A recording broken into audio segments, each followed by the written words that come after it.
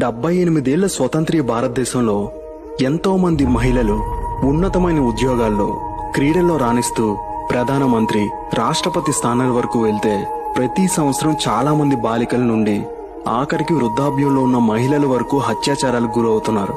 రాను రాను ఆడపిల్ల పుడితే ఎలా పోషించుకోవాలో అన్న ఆలోచన నుండి పుట్టాక ఎలా తనని కాపాడుకోవాలో అన్న భయానక రోజులు వచ్చేశాయి.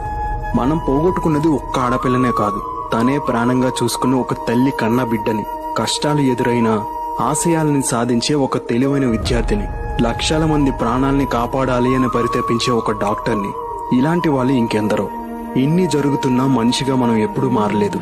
ఇలాంటివి జరిగినప్పుడు జాలి పడతాం, ర్యాలీలు చేస్తాం, వాట్సాప్ స్టేటస్లు పెడతాం.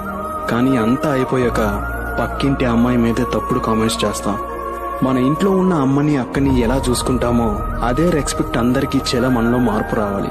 ఇలాంటి సంఘటనలు పాల్పడే నిందితులకి తొందరగా శిక్ష పడేలా న్యాయస్థానం కఠినమైన చర్యలు తీసుకోవాలి. ఆలోచించండి, ఇంకో 100 ఏళ్ళు అయినా ప్రతి సంవత్సరం ఇలానే కొవ్వొత్తులతో ఒక్కో మహిళకి నివాళులర్పిస్తామా? సమాజంలో ఆడపిల్ల భద్రతే మన బాధ్యతగా తీసుకుంటామా?